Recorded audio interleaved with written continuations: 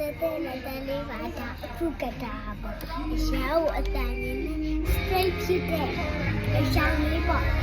ဟို straight ဖြစ်တဲ့အရောင်လေးမှာဂလီတာလေးထည့်ပြီးတော့straight ဖြစ်တဲ့ဒီလို diamond လေးတွေလက်ထည့်လာကြောက်တောင်းလေးတွေလည်းရှိတယ်အာဟာကကိုကဒီတော့အကြိုင်လုံးလောက်တဲ့ပါလေအာဟာကိုလာရှင်းပြရမှာဒီလိုက်ပါ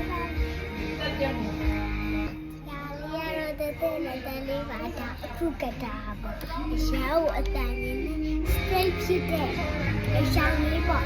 ဟို straight ဖြစ်တဲ့အရောင်လေးမှာဂလီတာလေးထည့်ပြီးတော့straight ဖြစ်တဲ့